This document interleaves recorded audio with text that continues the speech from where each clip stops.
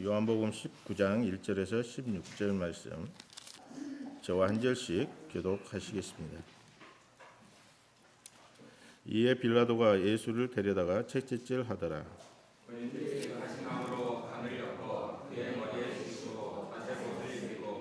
앞에 가서 이르되 유대인의 왕이여 평안할지어다 하며 손으로 때리더라.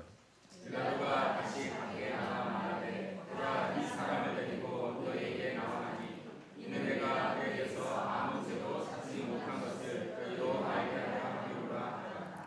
이에 예수께서 가시관을 쓰고 자색 옷을 입고 나오시니 빌라도가 그들에게 말하되 보라 이 사람이로다 하며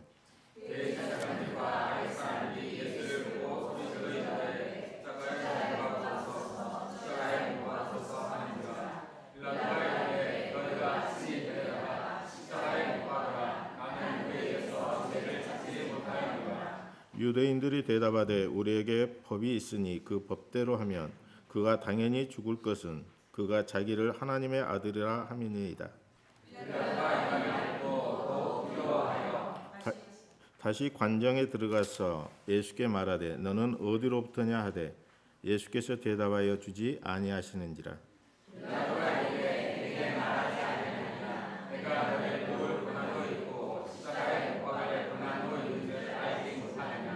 예수께서 대답하시되 위에서 주지 아니하셨더라면 나를 해할 고난이 없으리니 그러므로 나를 내게 넘겨준 자의 죄는 더 크다 하시니라.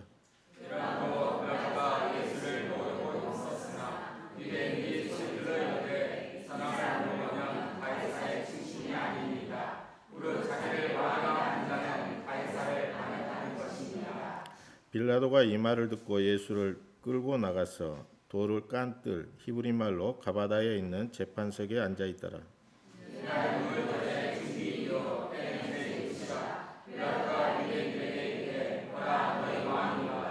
그들이 소리 지르되 없이 하소서 없이 하소서 그를 십자가에 못 박게 하소서. 빌라도가 이르되 내가 너희 왕을 십자가에 못 박으리야. 대제사장들이 대답하되 가이사 외에는 우리에게 왕이 없나이다 하니 이에 예수를 십자가에 못 박도록 그들에게 넘겨주니라. 아멘. 사랑하는 목사님께서 말씀 선포하실 때 큰 은혜 누리시기 바랍니다.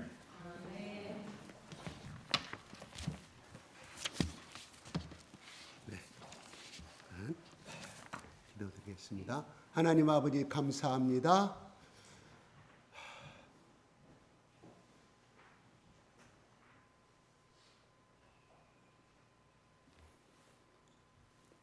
매 순간에도 우리를 잊지 않으시고 주님의 강한 오른팔로 저희를 안아주시고 업어주셔서 지난 일주일간의 삶도 승리의 삶을 살게 하시며 하나님 큰 위로와 사랑을 받게 하신 하나님을 찬양합니다. 이 시간 아버지 하나님 앞에 예배를 드리러 왔습니다. 하나님 받고자 하는 것이 아니라 예배를 드리러 왔사오니 하나님 우리의 마음을 드리는 예배가 되게 하여 주시옵소서. 우리의 영혼과 육체를 주님 앞에 바치기로 하는 결단의 예배가 될 수 있도록 도와주시옵소서. 하나님 우리 속에 역사하시는 성령께서 이 시간 우리의 온 마음과 우리의 온 기와 우리의 온 모든 세포를 주관하여 주셔서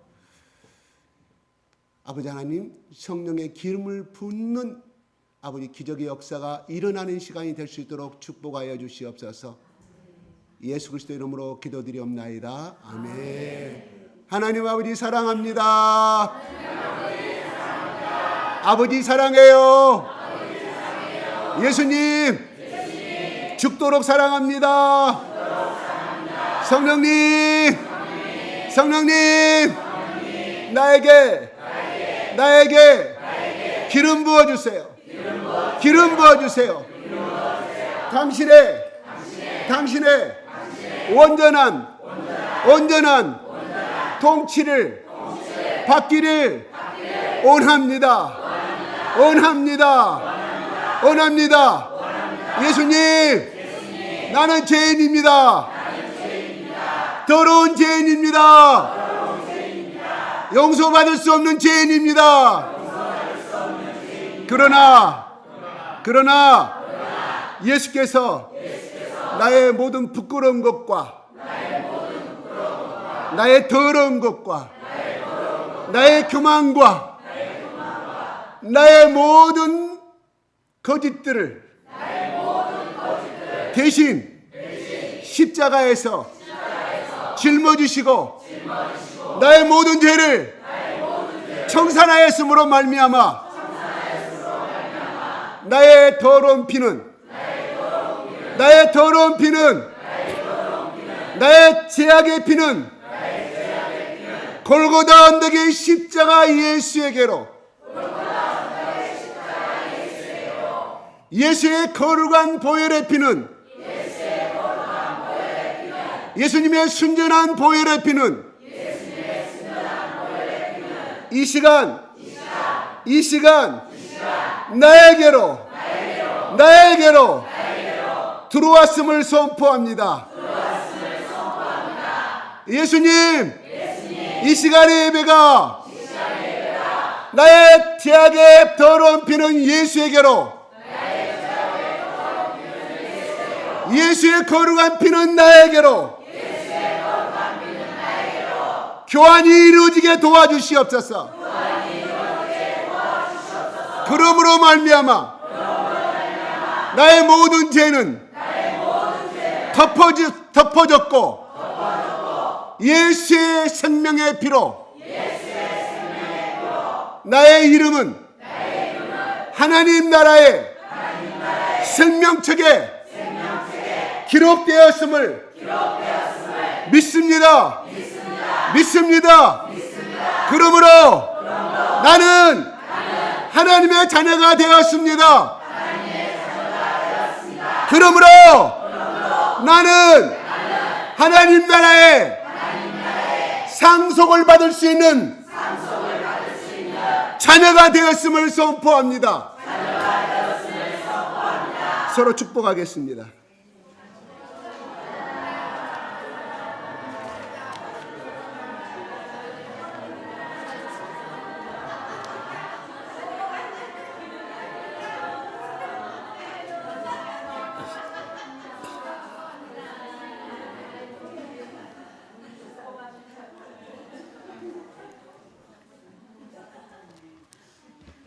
제가 꼭 마지막에 이 영적 기도, 고백 기도 이것이 아주 중요한 꼭 빠져버려요. 이걸 저는 여러분들이 오늘 처음 제 말을 제 기도문의 일부의 내용은 처음 들을 수도 있지만은 저랑 같이 앞으로 6개월, 12월 말일이 되기 전까지의 이 말이 내 속의 기쁨으로 영접이 될 거예요. 아직 안 되신 분들 많을 거예요. 계속 하다 보면 그 고백을 통해서 성령께서 깨달음을 주셔요. 계속.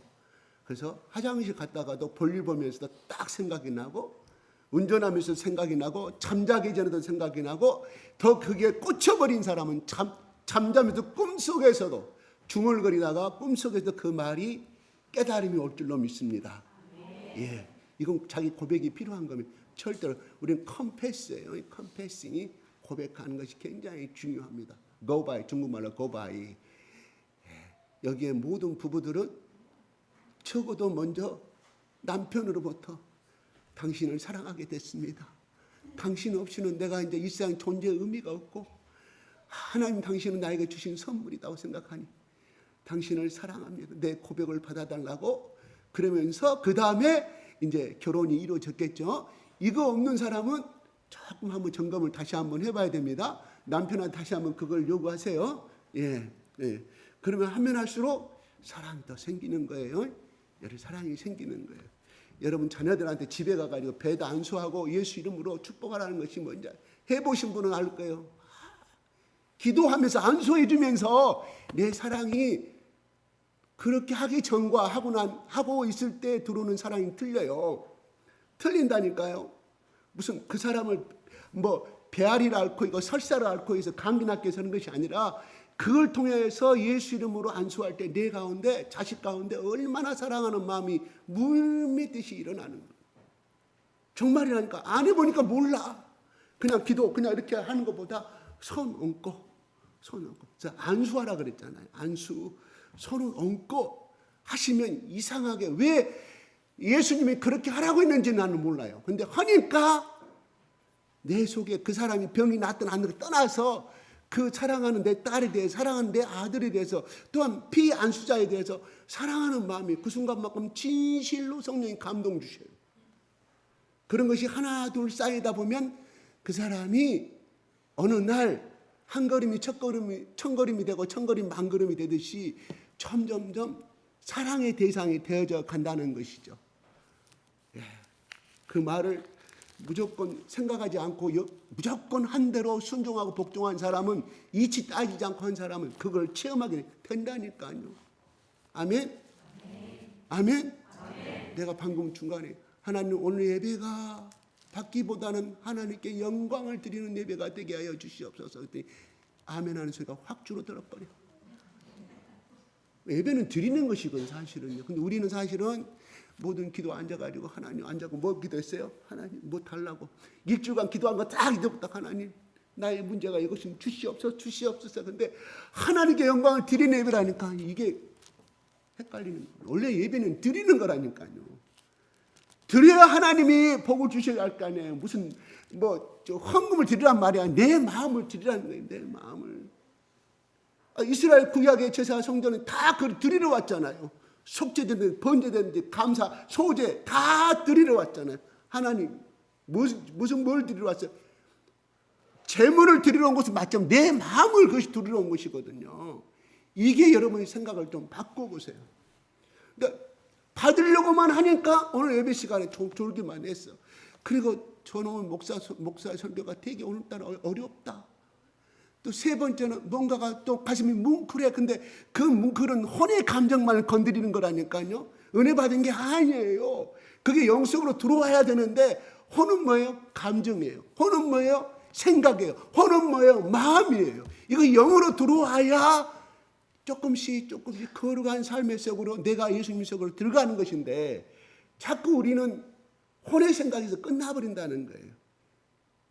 이게 우리의 예배의 문제점이 있다. 드리는 겁니다. 드리는 거. 예수님이 이 땅에 뭐하러 오셨어요? 죽으러 오셨잖아요. 성기로 왔단 말은 종으로 왔다는 말이잖아요. 주인이 시킨 대로 누가 하나님이 나의 주인이고 아버지신데 그분의 명령에 이 땅에 죽으러 오셨다. 예수님이 분명히 말했어요. 자기 인생의 이 땅에 태어난 목적을. 우리도 마찬가지로 내가 이 땅에 예수 믿는 것은 내가 부자 되기 위해서 예수 믿는다? 끊임없이 불만족이에요. 끊임없이 불만. 절대로 그런 인생의 가치관, 신앙의 가치 갖고 있는 사람은 절대로 마음의 부자가 될 수가 없습니다. 끊임없이 욕구 불만이 있는 거거든요. 우리가 조금 대상을 다시 한번 생각을 해보았으면 좋겠습니다. 오늘 말씀은 빌라도가 죄가 없다. 너희들의 울관들이 이 사람을 사형을 시킬 만한 죄가 없는데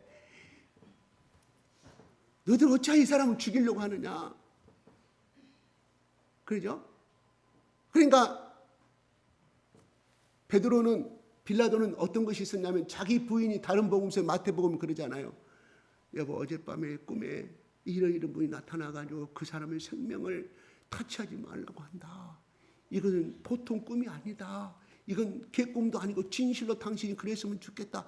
저 사람은 무죄한 사람이에요. 죄가 없는 사람이니 살려줘야 된다.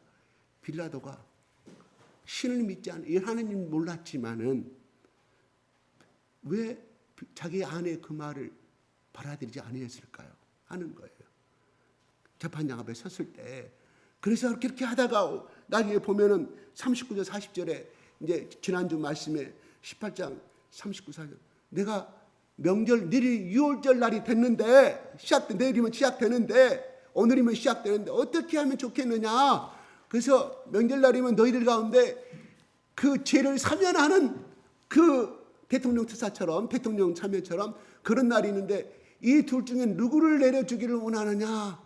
빌라도냐 아니면 십자가의 강도냐 아니면 예수냐. 그들이 뭐라고 했을까요? 십자가의 강도를 선택을 합니다. 빌라도가 그렇게 말한 건 살려주기 위해서 적어도 봤을 때 그럼 오늘 재판장이요. 원래 지금 다른 예경에 의하면은 빌라도가 원래 이 재판한 그 자리가 아니에요. 원래 가이사라의 그쪽에 해안가에 원래 자기의 주 본부가 있었어요. 재판장이 자기가 거하는 집무실이 있었는데 6월절이 다가오면서 저쪽에서 로마에서 명령을 내린다. 분명히 소위가 이럴 것이다. 심상치 않다. 그래 너는 네 통치 권한을 예루살렘으로 옮겨라. 그래서 군사들을 이끌고 이 예루살렘에 빌라도가 와서 통치를 소요를 일으키기 위해서 사전에 진압하기 위해서 온 거예요. 아니나 다를까 그가 예수님이 3년 반 동안에 전국을 돌아다니면서 유대와 이스라엘 돌아다니면서 엄청난 역사를 이루고 많은 군중이 돌아다닐 때 이 빌라도가 멍청합니까? 바보입니까? 또라이입니까? 정보 다 들어와요. 다 알고 있어요. 예수에 대해서 이미 알고 있었던 사람이라 이 말이에요. 그만큼 로마는 그렇게 강대한 나라였다. 그런데 1절에 가면은 이 빌립보가 조금 그 식민지 중에서 유대 나라가 굉장히 강성이었어요. 왜? 유대교로 딱 하나가 돼가지고 굉장히 과거부터 빌라도가 오기 전부터 기원전 120년, 100년도에 엄청난 식민지 운동을 하고 막 여러 가지 로마의 강성을 나라는 이런 나라가 아주 이 예루살렘 알렉산더 때부터. 그러니 얼마나 많은 빌라도 골치가 아팠겠냐 이런 말이에요. 또 한편으로는 별로 인기가 없었다고 그래요. 빌라도가 그 당시에 모르겠습니다. 뭐가 때문에 인기가 없었는지. 그래서 이런 것을 중요한 것은 빌라도가 거기에 총독이었지만은 과거 우리 일제 식민지 돌아갑시다.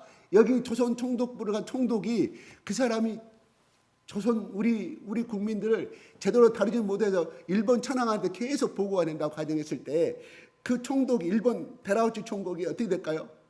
불안할 거 아니에요. 예, 인사명령. 야, 너는 왜 제대로 못 다뤄? 너 인사발령 바꿔. 내가 우리 일본 정부에서 예고비에 내지는 국방부에 제일 이름 있는 사람을 바꿀 테니까. 그러니까 그 자리를 안 놓치려고 얼마나 노력을 했겠냐. 빌라도도 마찬가지예요. 결국은 오늘 본문에 소요 때문에 결국은 다른 복음서는 나오지 않지만 가이사의 것은 가이사라고 세금도 내지 말라고 그랬다. 그리고 자기가 왕이라고 했는데 그러면 왕이라고 했으면 저 로마의 황제는 하나밖에 없는데 이 세상에 황제에 대항하는 것이 아니냐. 너 어찌하여 이 사람을 무죄로 풀어줄 것이냐.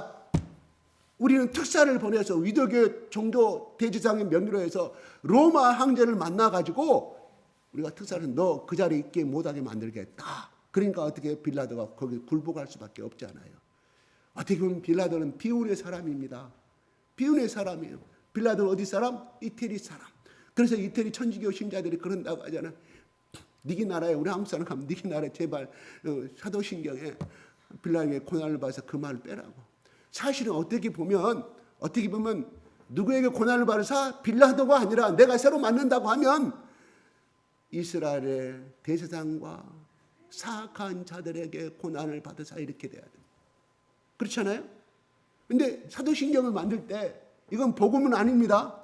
나중에 종교 지도자에 맞는 걸 후세에.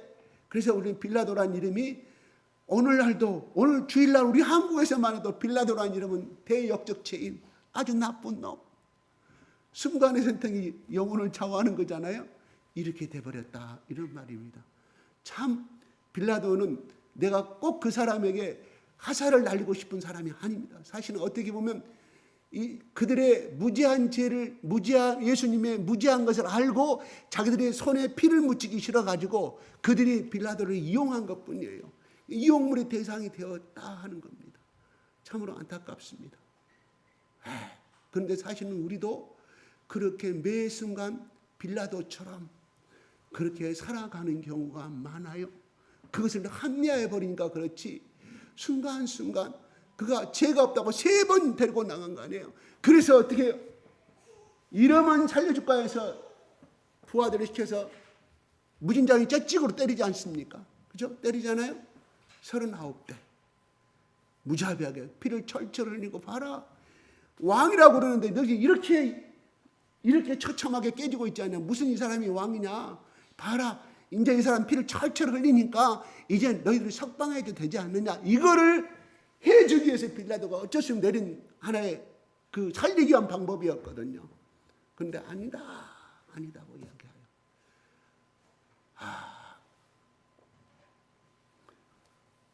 죄가 없다고 왜 때려요? 죄가 없다고 왜 때리냐고요. 그렇죠? 빌라도의 소심함을 알 수가 있다 이거예요. 왜? 저 예수를 풀어주면 자기의 권좌와 명예가 없어지기 때문에 그걸 지키기 위해서 어쩔 수 없이 만약에 죄가 없다고 해서 그 다음에 뭐 선언한 대로 무슨 행동이 나와야 돼요?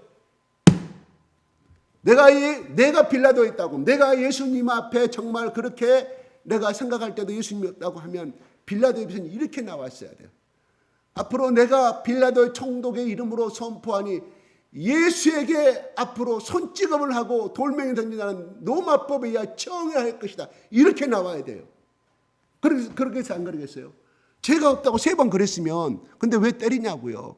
그리고 채찍으로 때리냐고요. 왜? 그거를 이쪽 사람도 비유도 마치고 그래서 민중의 소외를 안 일으키기 위해서. 그게 빌라도의 큰 죄라 이겁니다. 어떤 사형의 사람이 내렸잖아요. 빌라도가 사형을 내렸잖아요. 그래서 오늘 말씀에 보면은 빌라도가 예수를 데려다가 째찌질하더라고. 오늘 본문의 말씀이 이렇게 나오는 것이거든요. 죄가 없다고 하면서 째찌질하냐요. 자기 살기 위해서. 적당히 합리화시켜버려. 적당히 양쪽 발을 다 당기는 거예요. 내가 끝까지 이거를 고집하면 나는 회사에서 잘려. 끝까지 이거를 내가 저 사람 말을 듣지 않으면 내가 그거 점수에 문제가 돼. 한번 눈 딱 감고 그냥 감아줄까? 그 사람 비웃어요. 그 당시는 모면할 수 있지만 하나님은 누가? 하나님이 인사권자예요. 내가 인천의 유동열 그분에 대해서 말했잖아요. 나는 진짜 야합했을 것 같아. 아니 그냥 하는 말이 아니라 이 술잔을 들고 20명의 직원들이 그 회식 장소에서 우리 먹을 때까지 다른 거 먹지 않겠다. 저 사람 저 직원이 이 술을 마시면 그다음 우리 회식을 시작하겠다 했을 때 끝까지 잡고 있는 거. 하나님이요. 그거 작은 행동인 것 같죠. 거기에 크리스찬들이 있었을까요? 없었을까요? 집사도 있었고 권사도 장로도 있었을 거라면 20명 중에. 하나님이 그거 보셔요. 결정적인 순간에 그거 보신다고. 승진하는 그 순간 하나님 그거 보셔요. 갚아주십니다 분명히. 근데 우리는 그 순간을 모면하기 위해서 눈 감고 그냥 야해버리고 이런 부분들이 얼마나 많은지 몰라요. 우리도 순간순간 빌라도가 많이 있습니다. 우리 인생, 내 삶도 마찬가지고 각자 우리가 빌라도 같은 인생 되면 안 되는 거예요. 예수를 죽이는 결과가 나오게 되는 거예요. 자기는 그 자리를 유지할 수는 있었지만 그러면 빌라도는 얼마 가지 못해서 그 권좌에서 파면당했습니다. 하나님 그냥 둘까요? 파면당 얼마 못 갔어요. 그래서 일생 동안 2000년 동안 빌라도 그러면 예수님의 고난을 사형 내린 사람이 되어버리는 아주 비극적인 사람이 됐음을 우리는 보게 됩니다. 그렇죠? 누구처럼? 저 인천에 우리가 사도발 따르지 말자고요. 그런 순간에 인천에 그 유목사가 어떻게 했지 생각하면 승승장구하잖아요. 하나님 그거 하시고 그 진심을 보시고 우리는 우직하게 따라갈 줄로 믿습니다. 우직하게 따라가는 것이 그 사람이 현명한 사람이에요. 그리고 2절 3절에 막 조롱을 합니다. 옷을 입히고 자색을 입은 당에서 왕을 상징하는 것입니다. 3절에 보면은 유대인 왕이 평안할지다 하며 손으로 때렸다. 손으로 왜 번제로 올려주세요. 3절로 올려주세요. 제 말 부지런히 따라와 주세요. 유대인 왕이 평안할지다 하며 손으로 때리다. 이것은 언어의 의미를 뺨으로 때렸다는 거예요. 누가? 로마의 힘센 군사들이 사형을 집행하고는 그 부서가 따로 있을 거 아니에요. 군대가 오늘날 군대도 군수과가 있고 행정과가 있고 보안부가 있고 다 있던 것이 이 사형만을 집행을 하는 그 소대가 중대가 얼마나 힘이 세겠어요. 유대인의 로마의 제국에 반대하는 사람 무조건 사형이었어요. 거역시킨다는. 이들이 얼마나 신체가 건강할까요? 뺨으로 때릴 때 예수님이 턱이 그냥 좌우로 그냥 덜렁덜렁 돌아갔다. 뺨으로 때렸다. 얼마나 때리는지 모르겠습니다. 피가 처참하게 지금 째찌게 맞아가지고 몸이 옷도 다 찢어지고 살결도 다 드러난 상태에서 피는 낭자해지고 하는 가운데 예수님의 피를 정신없이 얻어 터질 때 나는 예수님이 정신이 과연 온전한 정신을 갖고 있었을까 하는 생각을 가집니다. 그리고 어떤 생각을 가지고 있었을까? 뺨을 맞았을까? 뺨은 유대인들에게서요. 유대인 나라에서 뺨 때리는 것은요. 짐승할 때 너는 짐승만 딴 개새끼야 하는 것보다 더 모욕적이라는 거예요. 그렇게 해서 이렇게 모욕을 주는 장면을 봅니다. 4절에 시작.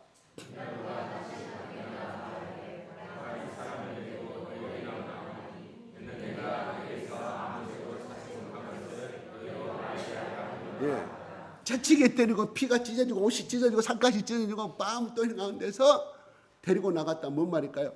간저가 여기 지금 빌라도가 통치하는 간저는 누구예요? 이방인들이 섭지하는 곳이 못 들어오는 거예요. 밖에 있는 거 그들은 밖에 부정탄다고. 그러니까 빌라도가 뭐냐면 한번 보세요. 빌라도 총독이 그 경계문을 중심으로 자기의 예수가 뭔 말하면 야 예수가 이렇게 유대인 왕이 뭐 어쩌고 저쩌고 한다. 야 저라 바라바를 풀어줘라. 그러면 이 사람은 다시 또 들어와서 이렇게 왔다 갔다 하는 총독으로서의 조금 체면이 쓰는 겁니까? 안 쓰잖아요. 자기 부하의 비서를 통해서 전달하고 자기는 권자에 앉아 심판을 해야 되는데 빌라도의 굉장히 조바심남, 죽이려고 하니 죄는 없지. 그리고 자기가 들은 정보로 의하면 수많은 사람들 병을 고쳐주고 가난한 사람은 안진병을 일으켜 세워주고 선한 일밖에 하고 온 것이 없다는 거예요.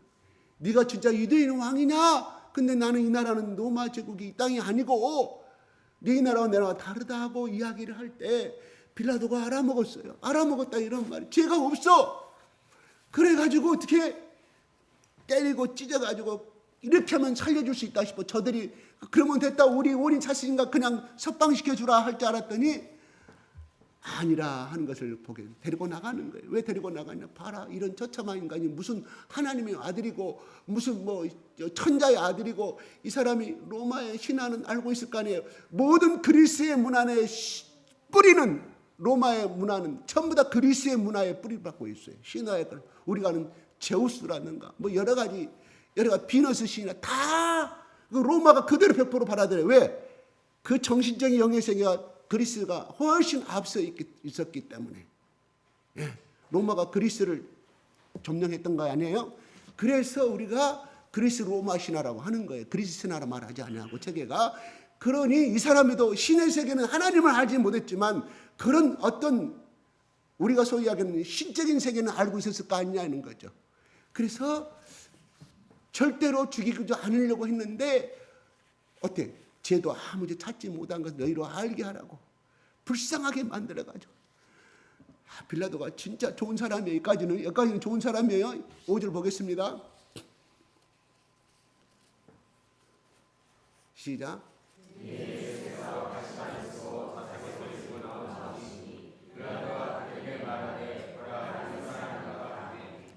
우리가 이 가시관을 여러 가지 학자들이 해석을 해요.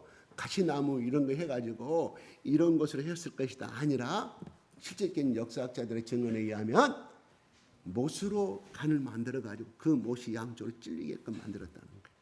사방을. 그래서 나옵니다. 그 다음에 빌라도가 그들에게 보라 이 사람 보라. 뭔 말이에요?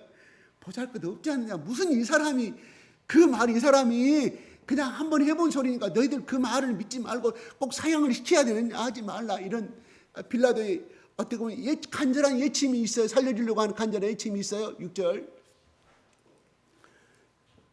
시작.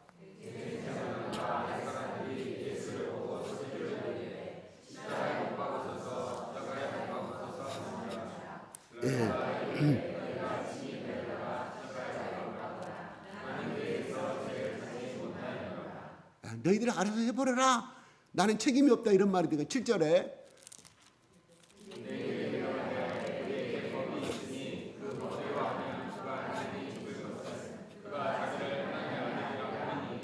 십자가에 처형을 할 이유가 우리 종교법의 유대 종교법에 의하면 그는 당연히 하나님의 다른 신을 믿게 한 개수이므로 그는 죽여야 된다. 이단이다. 이렇게 말하는 거예요. 그러니까 자기들의 요구를 더 합리화시키기 위해서 빌라도가 이 말을 하고 있는 겁니다. 8절에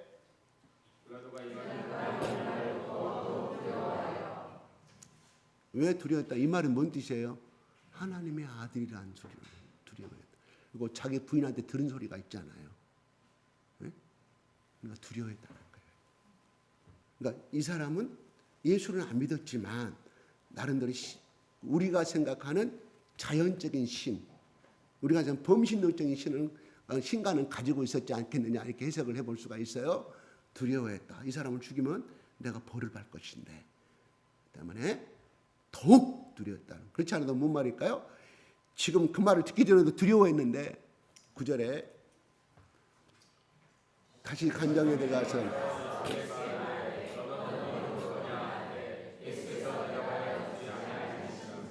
간정 밖에 나가 출입 밖에 나가서 이야기를 듣고 다시 또 들어와서 이야기합니다. 너 어디 출신이냐? 도대체 당신은 정체가 뭡니까? 이런 말이에요. 예수께서 대답하죠. 네가 진짜 하나님의 아들이고 너는 어디서 태어났고 너의 진짜 정체를 좀 알고 싶다. 이야기해달라는 거예요. 이것은 빌라도의 어떻게 보면 현재 자기 상황에서 두려움에서 나오는 질문이거든요. 근데 예수께서 대답하여 주지 아니했다. 속시원히 듣고 싶었는데 10절에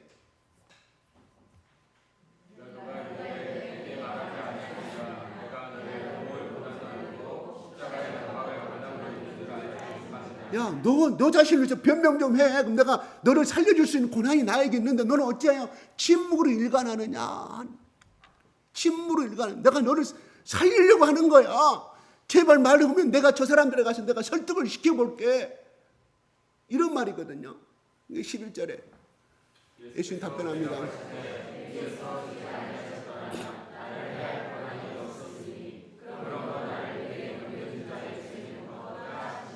누구 죄가 더 크다고요? 빌라도 편에서 이야기하잖아요.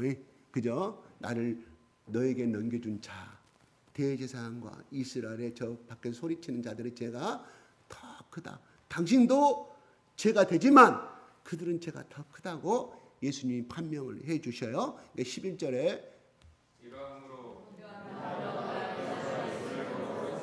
잠깐만요. 예수를 놓으려고 힘썼다 이런 말이에요. 빌라도는 적어도 한 나라의 총독이 된다고 하면 적어도 로마의 황제로부터 또한 로마의 그 원로 회의를 할 때 그 나름대로 학식과 능력과 모든 면이 또한 장군으로서의 모든 면이 합치가 되기 때문에 그만한 자격이 되기 때문에 보낸 사람이잖아요. 그러니까 무적적으로 빌라도가 무력을 행사하지 않았음을 우리는 알 수가 있습니다. 유대인들이 소리 질러 이르되 이 사람을 놓으면 가이사 출신이 아니다. 무릇 자기를 왕이라는 자는 가이사를 반역하는 것이라고 이야기해요. 황제, 로마의 황제를 반역하는 것이라고 지금 하고 당신은 뭐 하고 있느냐? 과연 유대인들이 이 말을 로마의 황제를 인정해서 하는 말일까요? 아니에요. 이거를 예수를 죽이기 위해서 자기의 목적을 달성하기 위해서 로마의 빌라도한테 협박하는 거예요. 네가 말하지 않으면 우리는 그가적으로 로마 가이사한테 가서 당신을 반역죄로 다스리겠다 이런 말이에요. 이 말을 들었을 때 빌라도가 어땠을까요? 13절에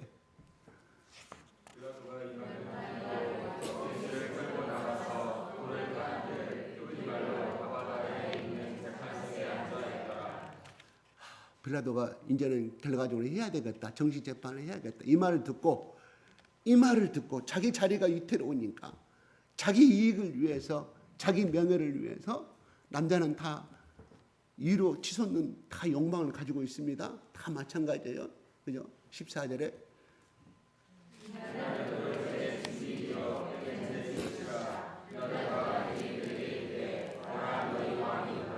15절에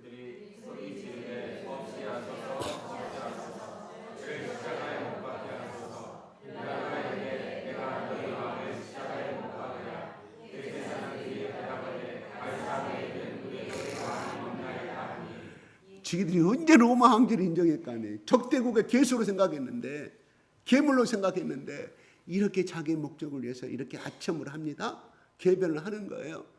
대제사장들, 대제사장 한 명의 대제사장들이란 말은 안나바와 가야스를 이야기하는 거예요. 사이와 장이를 이야기합니다. 우리에게 왕이 없다. 그래요. 사탄은 이렇게 강경합니다. 사탄은 이렇게 특징이 뭐예요? 이간질시키고 거짓말하는 것이 특징이에요. 그죠? 그리고 해하는 것이 특징입니다. 살리는 것이 아니라 죽이는 것이 사탄과 마귀의 특징입니다. 예, 16절에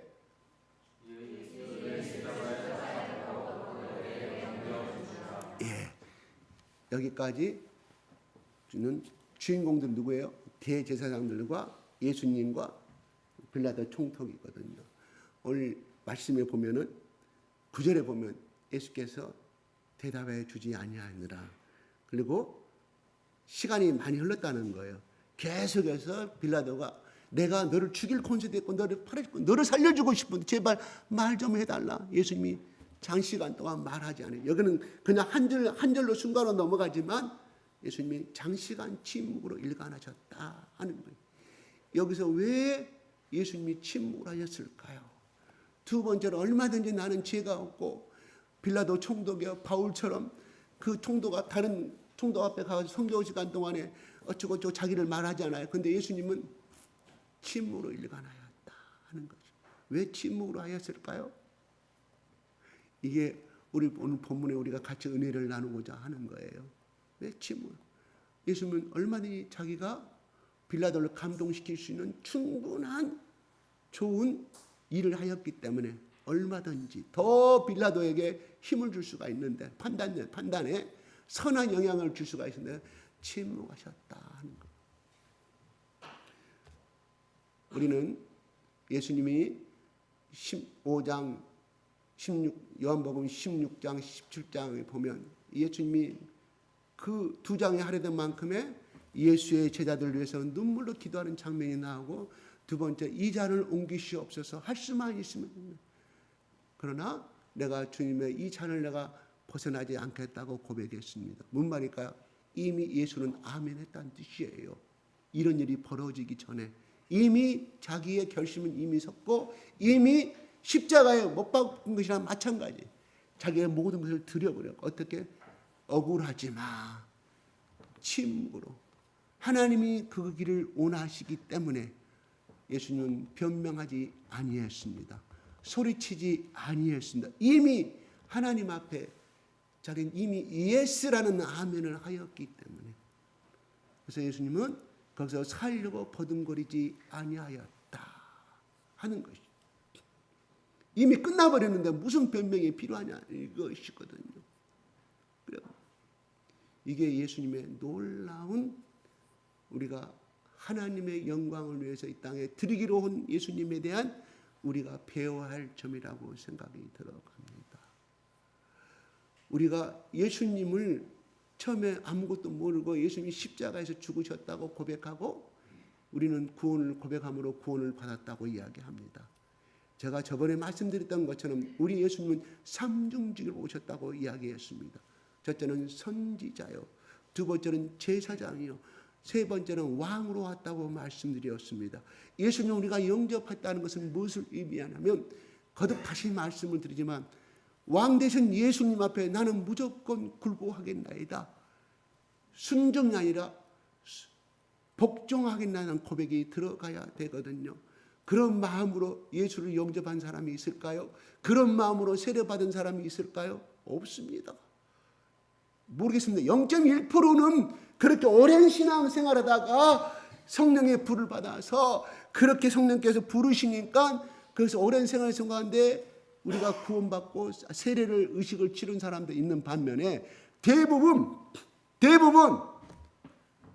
다 그런 식으로 너를 위해서 십자가에 죽으셨고 이걸 영접하면 당신 천국 갑니다. 이거 하나로 우리는 다 고백을 하는 거예요. 누구나 다 그렇게 출발한다고 봅니다. 간닥의 이디오피아에 완 근고를 맡고 있던 빌립에서 사막에서 마차에서 말씀을 읽고 이사야에서 말씀을 통하여서 영접하였던 그 사람도 예수님을 왕으로 생각하고 영접하였을까요? 저는 그렇게 생각하지 않아요. 나중에 그 믿음이 그 고백이 성장하여서 나는 그리스도의 군사고 예수는 나의 왕이고 내 인생의 주인이라는 성장으로 가게 되는 것이 오늘날 우리 모든 믿는 사람들의 영적인 성장 단계의 순서이거든요. 아멘? 그래요? 처음 여러분 세례받을 때 신앙과 지금의 신앙은 발전이 되어 있어야 돼요. 이때만큼 발전이 되어 있어야. 그때 그 신앙하고 똑같다. 그럼 아직 그 사람은 좀 깊이 좀 생각해 봐야 합니다. 이미 예수님은 그 밤이 맞도록 기도하는 가운데 하나님 나는 그 길을 가겠습니다 하는 이미 헌신해 버렸기 때문에 산 제물로 드리겠다고 이미 했기 때문에 다만 그 절차만 남았을 뿐이지 예수님 이미 십자가에서 피를 흘린 것이나 마찬가지다 하는 겁니다. 고로 종은 주인이 시킨 대로서 말이 없는 겁니다. 자기 주권이 없어요. 자기 인권이 없습니다. 이게 종의 개념이거든요. slave 이 종의 개념이거든요. 마찬가지로 우리가 예수를 믿고 그에 고마워서 하나님 은혜에 고마워서 어떤 일을 한다고 가정하십시다. 우리 그걸 하면서 얼마나 내 자아가 살아 움직이는지는 몰라요. 움직이죠? 그것을 내가 나쁘다는 뜻이 아니에요. 근데 끊임없이 우리 속에는 그걸 자랑하고 싶고 인정받고 싶은 것이 우리의 마음이거든. 이게 마귀의 생각이에요. 그것을 채워지지 않을 때는 반대적인 투정이 나오는 거예요. 원망의 소리가 나오거든요. 이상한 소리가 우리 입에서 나와요. 우리는 그럴 수밖에 없어요. 내가 기도 많이 하고 어떤 말씀을 붙잡고 그랬을 때는 기쁨으로 해. 이건 내가 당연히 했어야 돼. 난 너무 기쁨이 좋아. 근데 그 영적인 상태가 계속 지속되는 건 아니고 우리는 이렇게 쌓인 곡선 하잖아요. 이거 떨어졌을 때 누구 시킴에 의해서 그 일을 했을 때 화가 나는 거예요. 왜 내가 이 일을 해야 되느냐. 그래놓고 나서 이제 또 어떤 생각이 드냐. 마귀는 충동전해요. 내가 1년 전만 해도 내가 얼마나 많은 일을 했는데 내가 오늘 여기서 내가 트집을 잡아야 되나? 트집을 잡혀야 되나? 이런 생각들은 사탄이 끊임없이 지어줘요. 그러면서 그걸 또 회개하고 가는 것이 정상적인 크리스찬이라면 어떻게 다시 치고 올라가는 것이고 예수 붙들고 하나님 내 이런 마음을 용서해 주세요. 아직도 내가 내 자아가 죽지 못해서 아직도 내가 교만해서 이런 마음을 가졌습니다. 그래요? 우리는 그것을 반복하고 산다고 봐요. 내가 헌신한 그 기쁨으로 계속 유지하면 좋은데 아니거든. 왜요? 그렇게 살아낼 수 있는 인간은 없기 때문에. 왜? 우리 육신은 사탄의 몸에 제약된 몸으로 지배당하고 있기 때문에 그럴 수밖에 없어요. 그렇지만 중요한 것은 그렇게 됐을 때 돌아서는 것. 이걸 고백하고 올라서는 것이 중요한 것이지. 그것을 계속해. 왜 나는 이렇게 원망이 많을까? 왜 나는 이렇게 하고 나서 이렇게 이걸 눈물 흘리며 나아가는 자세. 이게 하나님이 보신다. 이런 말이거든요. 하나님 우리 가정의 문제 아시잖아요. 또 내 문제 아시잖아요. 이거 10년 전에도 20년 전에도 지금도 더 악화되면 악화되지. 더 좋아지지 않는다. 왜 우리 집안에 이렇게 살아야 되는지. 끊임없이 우리 집안은 저주받은 것 같아. 우리는 복을 못 받은 것 같아. 하나님은 내가 믿는 하나님은 안 계시는 것 같아. 정말 예수님이 계시고 십자가에 죽으셨음을 정말 맞는 것인가? 여러 가지 생각을 누가 집어줘? 그 해결되지 않은 그 문제를 통해 사탄이 틈을 타는 거예요. 계속. 그럼 우리가 사탄의 문제 때문에 이렇게 원망한다 하면은 우리는 해결할 것이 없어요. 무조건 사탄의 문제가 아니라 그 생각을 나의 원망적인 그 생각을 틈을 타서 사탄이 들어온 것이지 내가 성령으로 불타있고 예수님 앞에 내 모든 것을 온전히 드리고 있는데 그 생각이 들어와요? 이겨버린다 이런 말. 그래서 바울이 이야기했던 것처럼 성령의 갑옷과 투구로서 이걸 밀쳐내는데 이것이 뚫려 있으면 가는 거예요. 마귀가 그래서 그런 것이 아니라 그 마음을 내가 가지고 있었을 때 마귀가 틈을 타는 거죠. 그러면 뭐예요? 만약에 마귀가 이 생각을 불어넣었기 때문에 나는 이렇게 할 수밖에 없었다 하면 우리는 회개할 것이 없어요.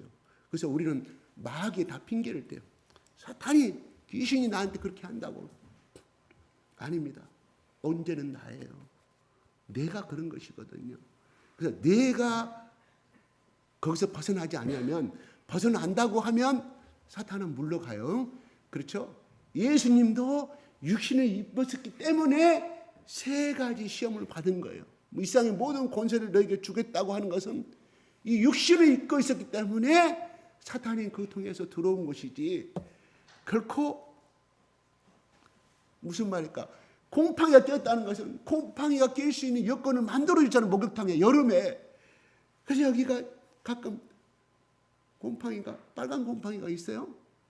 빨간 곰팡이 있어요? 그래요? 있어요. 제 아내가 그래요. 저는 아내 말을 100% 믿어요. 미련스럽게 곰팡이 나는 검정 거 파란 거 보는데 빨간 곰팡이가 진짜 있더라고요. 근데 내 눈 나쁜 시를 가지고 이렇게 사진 찍어가지고 보니까 이렇게 수분이 있었어요.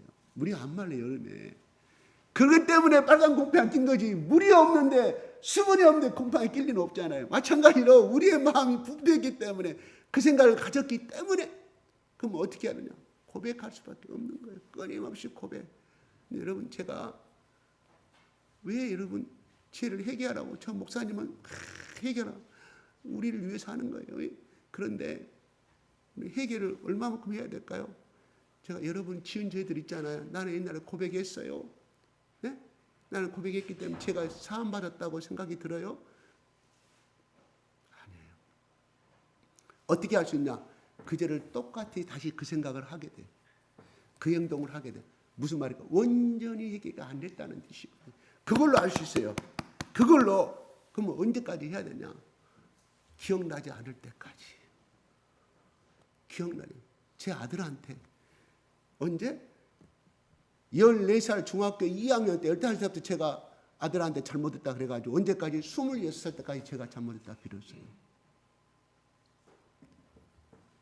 그런데 아들이 26살 때 아빠 난 다 잊었으니까 그만해. 근데 떨어져 나간 거 아니더라고요. 10년을 내가 아들한테 틈만 나면 그때 아빠가 밀어내서 그랬어요. 정말 다 용서해달라고. 그게 안 돼. 지가 뭐가 탁 올라오면 그때 이야기를 하는 거예요. 뭔 말일까? 용서가 안 되는 거예요. 뭔 말일까? 더 회개하란 말이죠. 아들한테. 더 회개에 합당한 열매를 내가 행동을 해야 되겠죠. 그 상처가 없어질 때까지. 마찬가지로 우리가 내가 죄를 한번 회개했다고 해서 그것은 예수님의 피로 용서받은 것은 맞는데 우리 세포 속에 살아있다 이런 말이에요. 우리 세포가 기억하고 있다는 거예요. 그러니까 그런 문제만 되면은 넘어져가. 또 넘어져가. 그래서 어느 교회 목사님 나한테 목사님 회개 기도문을 해가 공개적으로 기도 못하는 사람까지 포함해서 공개적으로 하세요. 집에 가서 개인적으로 다 고백하도록 하고 천주교에서 왜 그 책을 만든지 아세요? 뭐뭐 기도문 다 그들을 위해서 그렇게 해야만이 천주교에서 천년 이상 해오는 자기들이 효과가 있었기 때문에 그 기도문을 만들어서 하는 것이 천주교 괜히 만들었겠어요. 그래서 제가 여러분들한테 공개적으로 하는 거예요. 그냥 예시를 보여주는 거예요. 나는 도저히 기도가 안 나오니까 이렇게라도 고백을 하라는 뜻이거든요. 주찬이 어디 갔어요? 이번에 금요일 날 주찬이가 몰라 자기 엄마 따라왔는지 할머니 신앙 따라왔는지 나는 모르겠어요. 그래서 성경 낭독물을 읽어야 되는데 마이크를 잡고 기름 부음이 들어갈 사람이 있는데 안 보여. 안 나왔어. 바빠가지고 업무 때문에. 그러면 너희 아버지 안 나왔으면 네가 대신 읽어. 마이크 잡고 했거든요. 읽었어요. 그 다음에 교동문 했어요. 말씀을 듣고 그 다음에 회개 기도 시간으로 기도합시다. 이랬는데 주찬이한테 너 기도 안 내잖아. 오늘 본문의 말씀 네가 너 힘 좋지 않아. 배창자가 끊어질 때까지 낭독해. 그랬더니 시킨 대로 합디다. 진짜 혼자 안에 내가 가서 들어봤다니까. 안 쉬고 하고 있어. 너무 예쁜데 손이 안 쉬고 올라. 이런 자가 복이 받을 줄로 믿습니다. 그거 아무것도 아니에요. 아무것도 아니에요. 그런데 기도 못하는 사람은 성경책을 본문 읽고 크게 하라니까 나 주찬이가 그렇게 있는 거 처음 봤어. 소리를 엄청 내고 하는 거예요. 너는 복을 받을 자구나. 누가? 성령님 나에게 주신 감동이에요. 그 복이라는 건 나는 몰라요. 뭔지. 나중에 가봐야 알겠죠. 그래요. 예수님이 우리가 죄를 고백하는데 우리 아들에게 내가 10년간 고백했다 그랬잖아요. 근데 좋을 때는 안 나타나. 근데 쪽 하면은 그 감정이 살아난대요. 책임은 누구예요? 나중에. 그럼 더 고백해야지 아들 앞에서. 그래서 가끔 전화가 또 해 한 번씩. 생각이 나면 아빠 그때 미안하다. 뭐라 그런지 아세요? 가만히 듣고 있어. 이게 나는 여러분들한테 자식들 때리지 말라고 제가 이혼 아닌 유언을 말하는 거예요. 절대 좋은 거 아니에요. 차라리 벌을 세우든가 네 방에 가서 기도하고 와 이렇게. 나중에는 저는 그렇게 바꿨지만 이미 그때는 늦어버렸다 이런 말이에요. 좀 말이 빗나갔습니다. 그런데 예수께 침묵하셨다. 이것은 하나님 우리 가정의 문제, 이런 문제 해결해 주지 않습니까? 하나님 계신 것 같기도 하고 예수님 정말 나 십자가에 죽으셨는 거예요. 나는 복을 하나도 못 받은 거지. 여러 가지의 그 생각을 같이 내 생각과 같이 마귀도 같이 우리 생각을 불러주는 거예요. 그 뭔 말일까? 하나님과 관계성을 떨어지게 하기 위해서.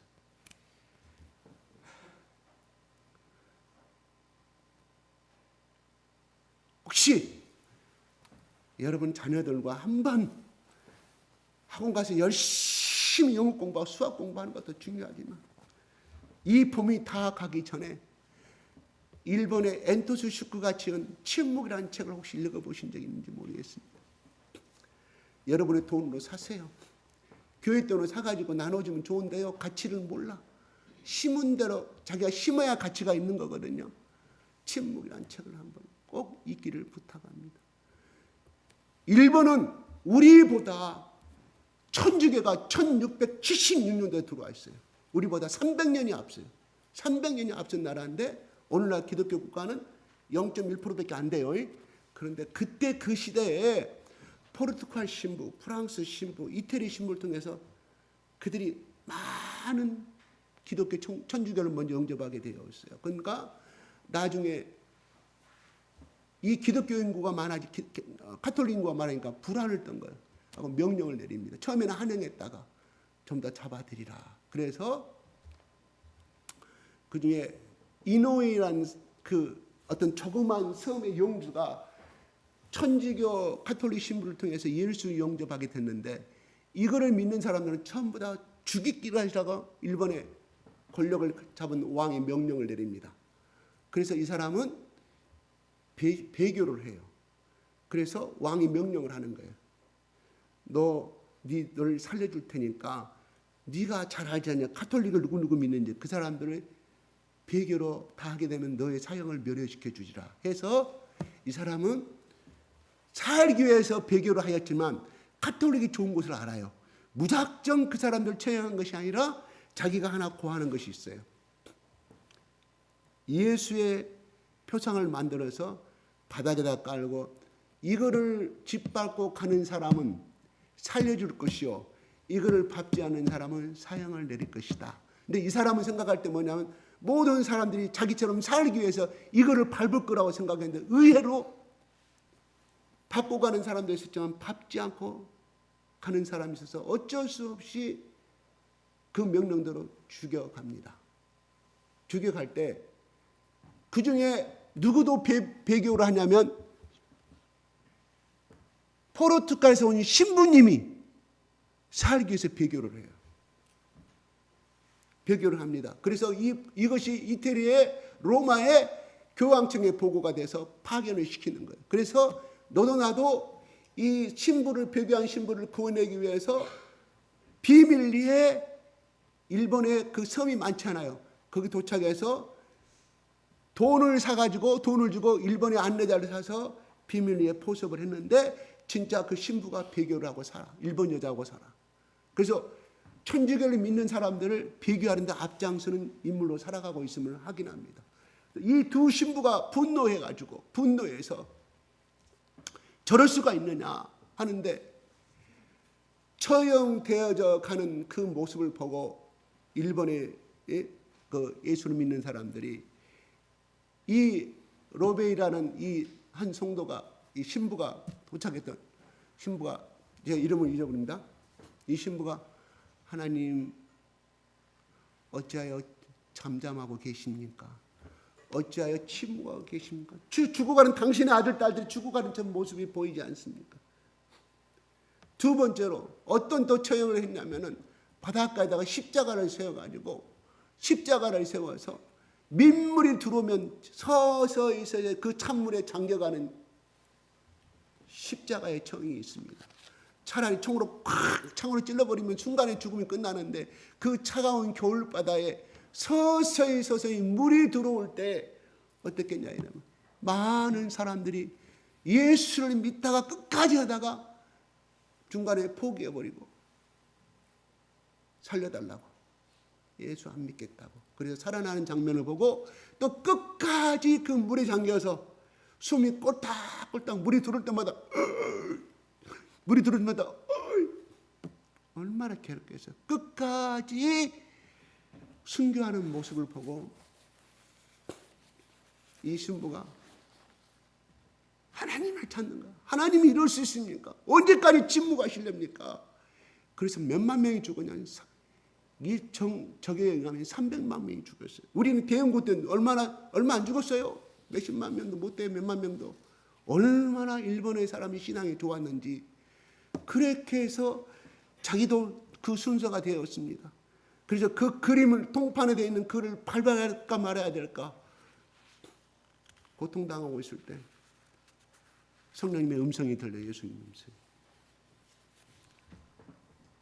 사랑하는 아들아, 네가 나를 받고 가도 된다. 나는 이 땅에 온 것은 나는 팔피로 왔노라. 그러나 네가 이 순간을 밟으면서 또 이미 나를 받고 지나간 사람들의 그 고통과 비교했다는 그 아픔을 나는 알고 있다. 나는 그것으로 만족하니 사랑하는 종아 받고 가거라. 그게 침묵에 나오는 내용입니다. 굉장히 아주 아픈 실제적으로 있었던 식물들을 조사해서 쓴 책이에요. 그래서 서구 유럽에 엄청나게 센세이션을 일으켰고 상을 받았고 이게 1967년도에 나온 것이거든요. 한국의 홍성사를 통해서 2005년도인가 이게 나왔거든요. 그 전에 천주교에서 이미 나왔던 것인데 그거는 천주교의 관점에서 쓴 것이고 이건 개신교 쪽에서 이제 각색 조금 단어도 바꿔서 나온 책이거든요. 그래서 이 신부의 고백이 종아 나는 이 땅에 밟히러 왔다. 네가 나를 밟는 순간에 그 고통으로 인하여 번민하는 그 자체로 나는 내 마음 위로를 받는다. 수많은 사람이 나를 받고 갔지만 나는 그들을 정죄하지 않는다. 하나님! 어찌하여 침묵하십니까? 저 바다에 빠져 들어가는 숨으로 파도에 의해서 밀물에 죽어가는 저 모습들을 어찌하여 침묵하십니까? 또 물어봅니다. 침묵하는 게 아니라 사랑하는 종아 나는 그들과 같이 고통을 당하고 있다.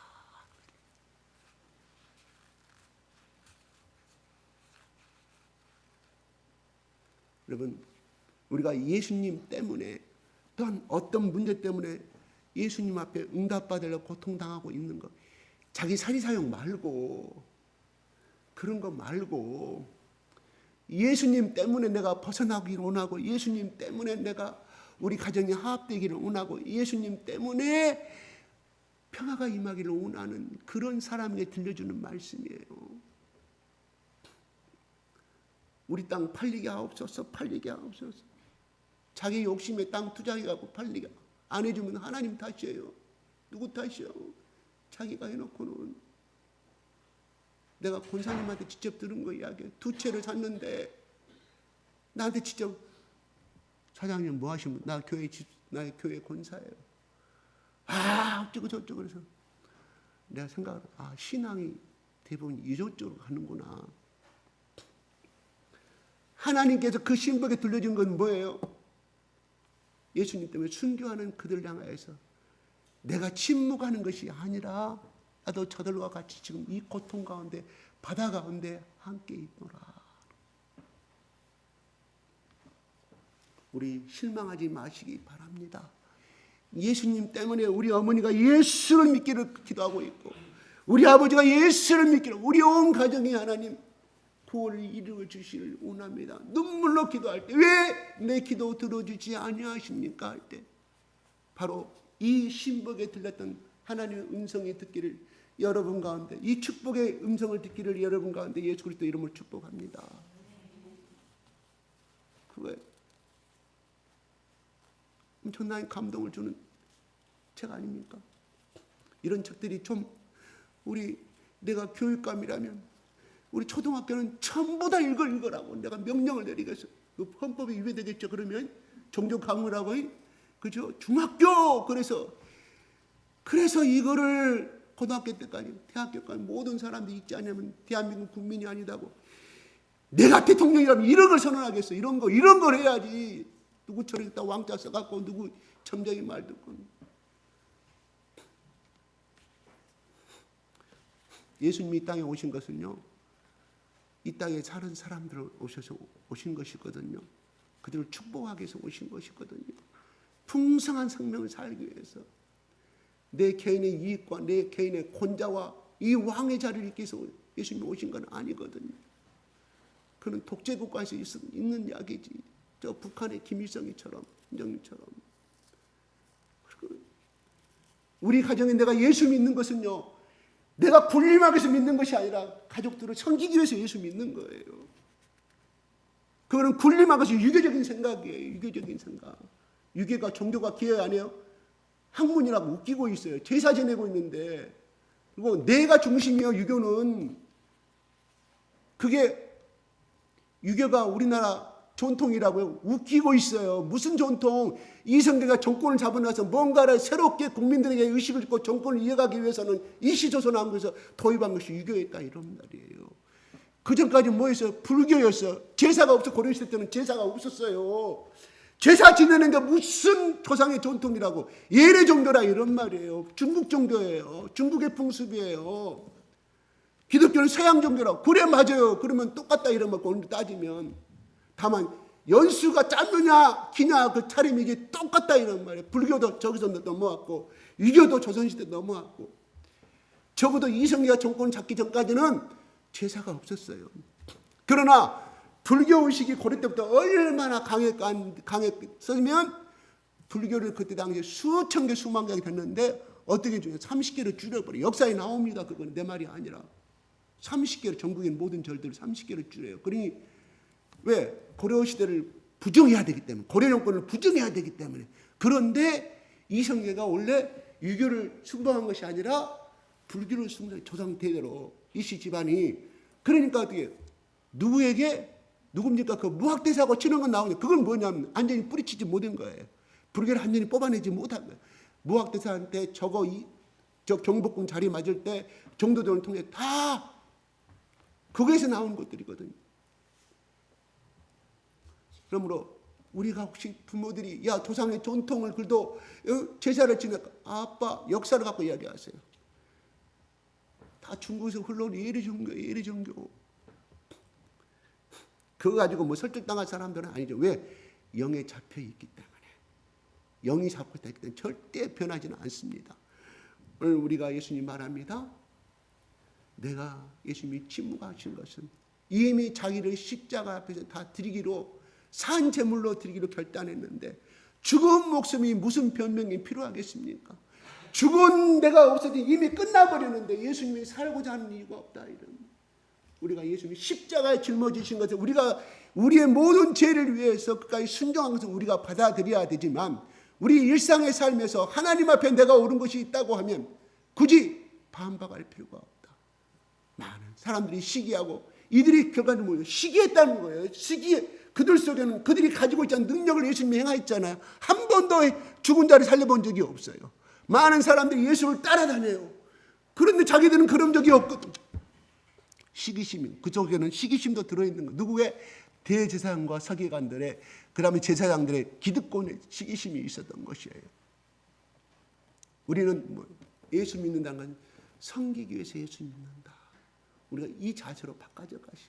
박복자 집사님이 예수를 믿고 예수님을 나의 왕으로 믿는 것은 내 자녀를 섬기기 위해서, 내 손자를 섬기기 위해서.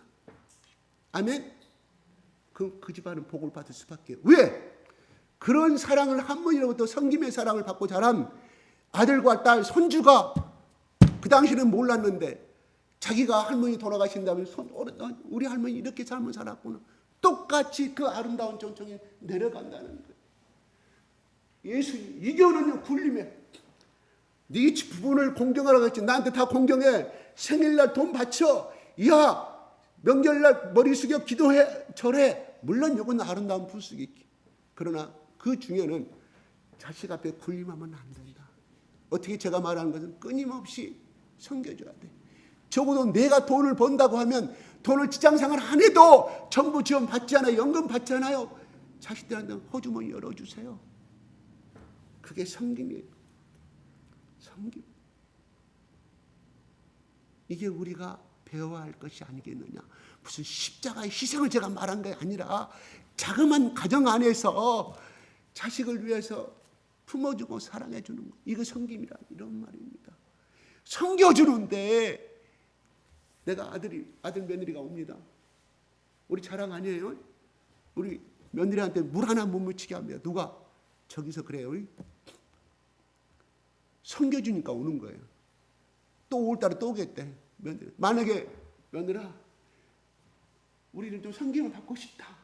너 밥 좀 해라. 그리고 너 왔으니까 돈 좀 주고 가라. 한마디만 말은 그때는 안 와. 우리 며느리가 나쁘다는 뜻이 아니라 그렇다는 거예요. 이렇게 가야줘야 위에서 아래로 흘러가줘야 왜? 자기들도 바쁘거든. 맞벌이 하니까 애기 키우느라 바빠. 그냥 끝나고 10시 집에 오는데 무슨 피곤한 한테 무슨 힘이 있겠냐고 밤에 10시 오는데 그런 며느리가 왔어요. 며느라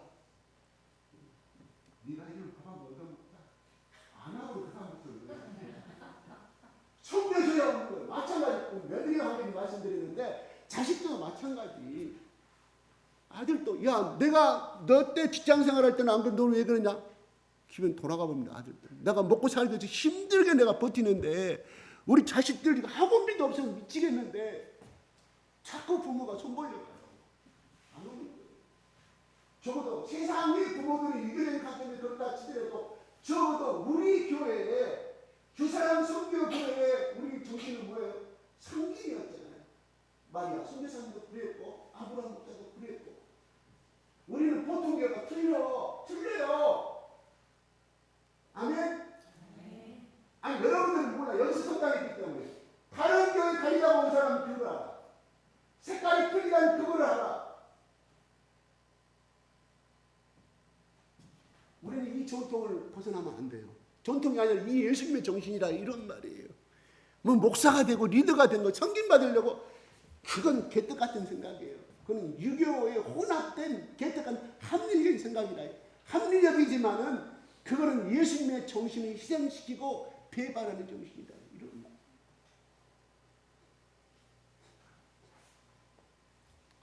내가 대전에 어떤 아는 여기 들어가면 안 돼. 그 목사님 나만 합니까? 불안됩니다. 불안돼요. 처음에 나는 몸으로 했는데 하도 너무 그래버리니까 여러분 사랑은 구분하는 것이 아닙니다. 어떤 목사님 하늘에서는 내가 지금도 목회하면서 사랑하는 것을 구분하는 것이다. 사랑받기만을 구하는 것. 목회자뿐만 아니라 나는 초신자니까 20년 신자가 나 5년 된 나를 섬겨줘야 되잖아요. 오늘 성도도 그렇게 말씀하고 있으니까 나는 받아야 돼. 거짓이에요. 끝까지 하나님께 매달리는 신앙이 진짜 신앙이다. 이런 말이에요.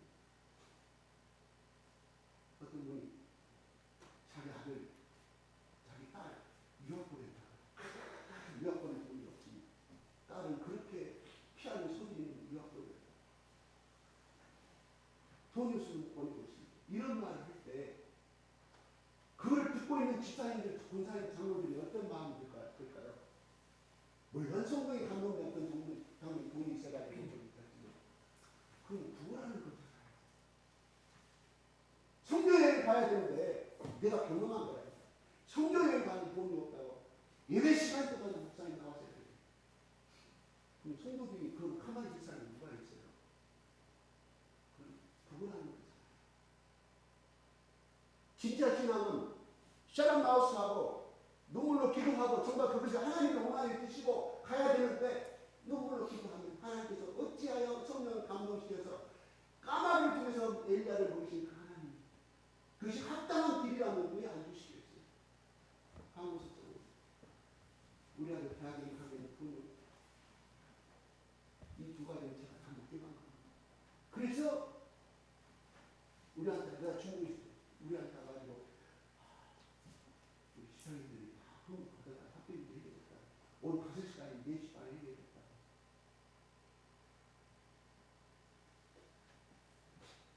내가 영봉동에 있을 때 우리 신앙에서 일봤잖아. 그 앞에가 영봉동에 있을 때입니다. 내가 그 이야기 하잖아. 이 교회는 사람이 없다. 그럼 그 사람이 대학교 1학년 때 와서 4학년 때까지 무슨 일이 됐냐?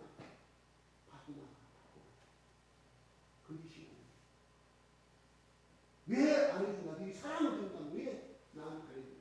내가 보기로 엄청나게 많이 받았는데 자기 엄마도 엄청나게 많이 받았는데 결국 그런 사람이 떠나.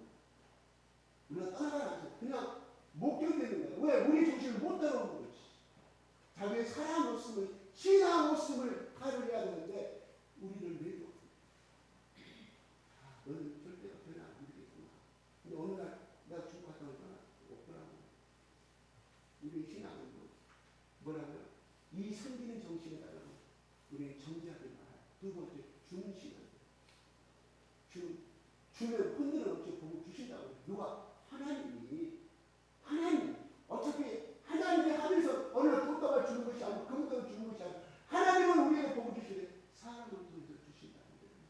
심지어 까마귀라는 만국하는 그 사람 중에서 하나님께 복을 주셨던 것처럼 우리가 하나님 안에서 그 말씀대로 살아가는 사람에게는 하나님의 은혜가 다 갚아주시고 누구에게? 당연히 내가 아니라 자식들에게 그 복이 들어가요.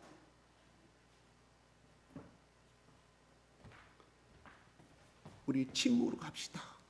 이것이 하나님께 올바른 것이라면 어떤 조건 따지지 말고 누가 뭐라고 내가 하나님 앞에 올바른 일을 정말 기쁨을 하고 있다고 하면 눈에 티나지 않게 기쁨으로 행하세요. 왜? 복 주시는 분은 인간이 아니니까 하나님이 주시는 거니까 하나님이 그 사람을 감동시켜서 집사님 제가 오늘 기도하는데 성령께서 말씀합니다. 그 집에 수술비가 없으면 나는 몰랐는데 기도하고 당신을 위해서 기도한 거 아닌데 근데 그 사람은 수술비가 없고 애기가 죽어가 아니라 기도하는데 꼬도 안 꼬주고 어떻게 해야 돼? 근데 어느 집사님의 성령이 가지고 이거 진짜로 그러는 거예요. 그분하는 신앙이 아니고 하나님께 매달리는 신앙이죠. 우리 그분하는 신앙하지 맙시다. 그분하는 사랑은 진정한 하나님께 매달리는 것이지 사람들의 그분하는 사랑이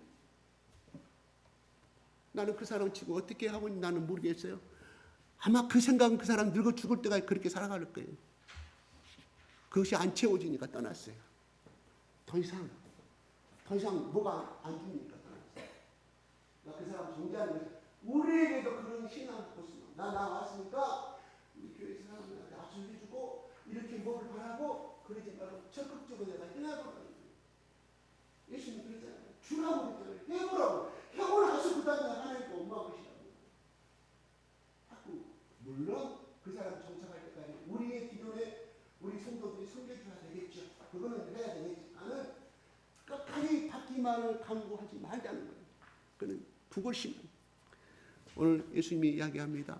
우리 침묵으로 가십시다. 예수님이 올바른 길이라면 예수님이 나만 인정해주면 되잖아요. 하나님이 나만 인정해주면 돼. 내가 아무리 생각해도 이 말씀대로 행하고 있고 하나님 보시기도 아무리 내가 물어봐도 하나님이 나를 보고 웃고 있다. 그럼 올바른 길이에요. 그렇게 해서 한번 해보게요. 예수님은 손해나는 것을 선택했습니다. 기도하고 마치겠습니다.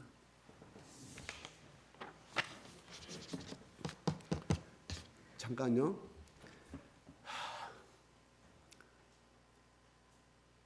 저거 좀 기도 문제 잠깐 올려주세요.